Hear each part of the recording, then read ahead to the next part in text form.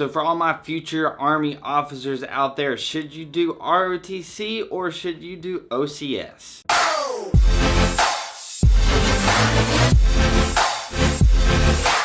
So I'm about to make a video on the assessments process and how you actually get selected as an officer, how you get selected for your MOS as an officer and all that stuff. But I thought that I would cover this first because I have gotten asked this several times, whether or not you should do OCS or whether or not you should do ROTC and which one is better, which one gives you better training. So I'm going to talk about which one is best for you, or maybe just in general, which one should you do, OCS or ROTC.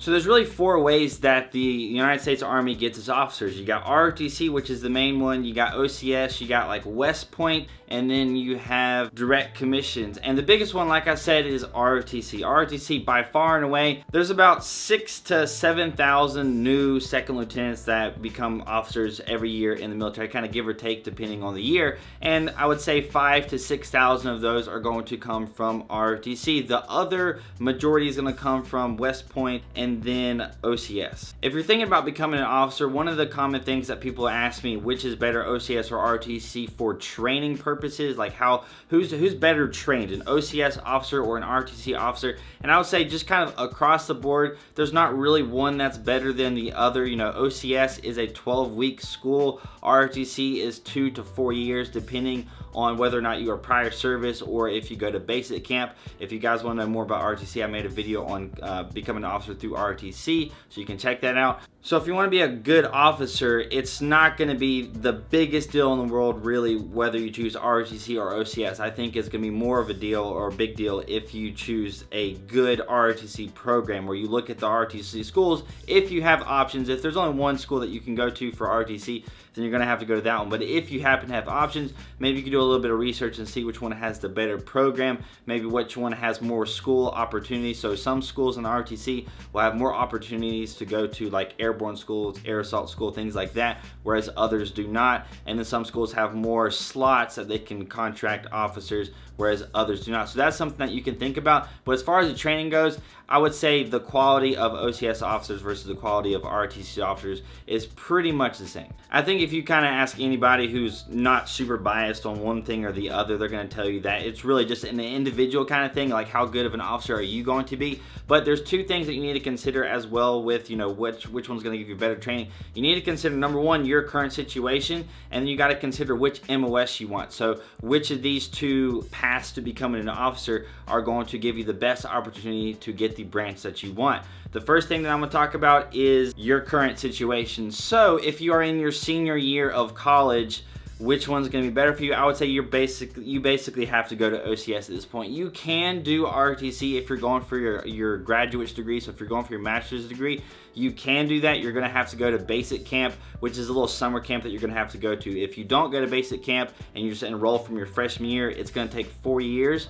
But let's say you're a sophomore in college, then you can go to basic camp your sophomore to junior year summer, and then you only have to do 3 years of ROTC. If you're prior service and you've been to basic training in AIT, then you can skip the first 2 years of ROTC and you can just do the last 2 years of ROTC. So in that case, ROTC is only 2 years. So if you don't have much school left, so if you're in your junior year, it's kind of like a guarantee that you have to go OCS unless you're going for your graduate degree. But if you're in your junior year or your senior year of college and you want to go for your graduate degree, you can go for your graduate degree and then actually take ROTC throughout that whole process as well if you don't want to do OCS. But if you don't want to get your graduate degree and you're like a junior or a senior in college, OCS is basically going to be your only route. So that's something that you have to think about, because ROTC is a 2 to 4 year thing. You're not going to be able to do ROTC in, I believe, any circumstance in less than 2 years. So you got to think about that. Whatever your situation is, that's kind of what you're going to have to roll with.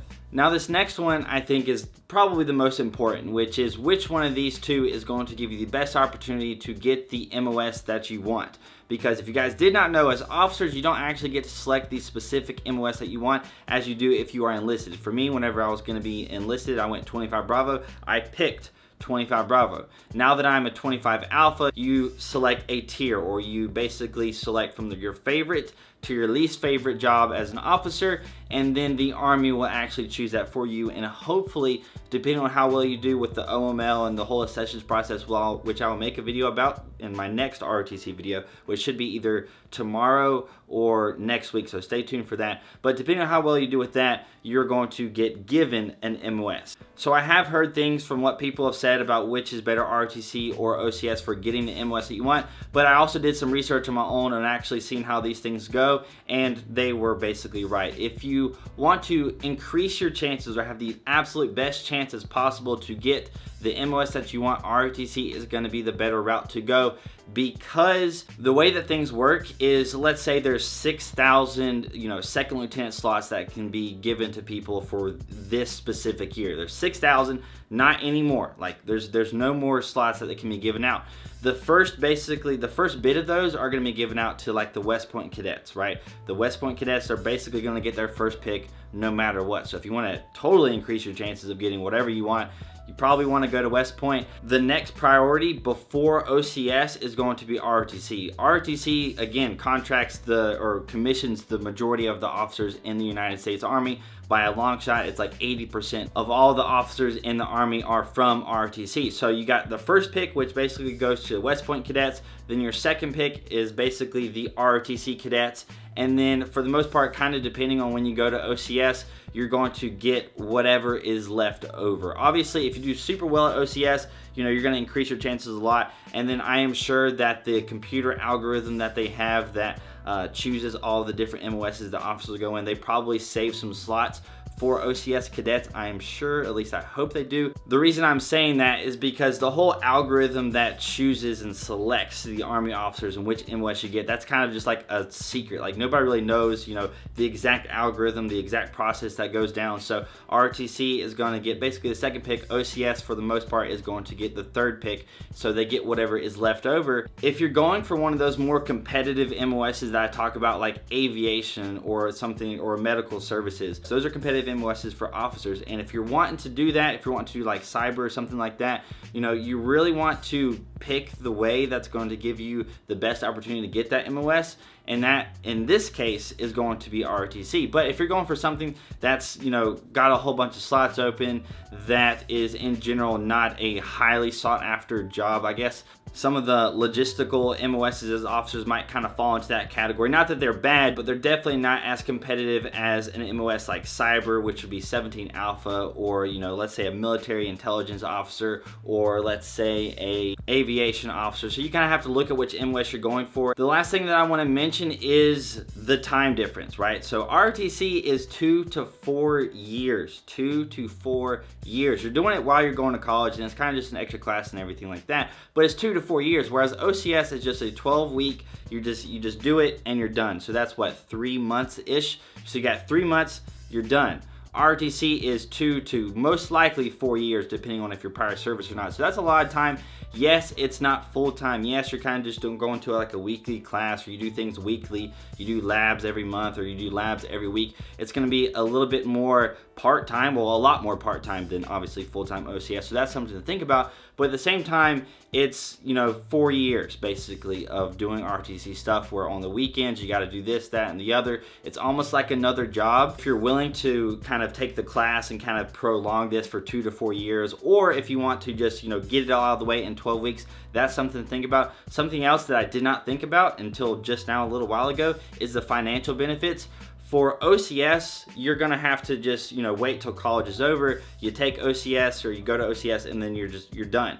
With ROTC, you do have the opportunity to get scholarships for school, so some of your school can be either helped to be paid off, or it can be completely paid off if you get certain scholarships. So that's something to think about, and I would say that's a huge bonus to ROTC, is you get those scholarships. And once you get contracted as a cadet, so once you actually sign a contract saying that you're going to be an officer as a cadet, you do get a monthly stipend pay, depending on what class level you are, MS 1, 2, 3, or 4. It's going to be $350, $400, $450, or $500 a month, tax-free. So that's a nice little benefit. So there's definitely the financial positive to ROTC. There's a little bit of the first pick kind of thing with ROTC. and then in general the training is about the same, so that's a little comparison there. But this video has gone quite long enough. I kind of just put a little bit of my thoughts and stuff into this. I went in a little bit more detail on things than I thought I was going to do, but that's it for this video. I hope you guys enjoyed it. I hope it answered some of your questions. I hope it maybe helped you decide on which one you want to do. And if this video did help you out, hit that like button. That would be awesome. If you want to check out some more videos, hit the subscribe button. That would be even better. I'm going to talk about the OML and the whole accessions process for becoming an officer in my next ROTC and officer video, so stay tuned for that. Hit subscribe if you want to be around for that. Hit the notification bell if you don't want to miss that. Follow me on Instagram and Snapchat if you haven't already. I hope you have an amazing day, and I will see you later.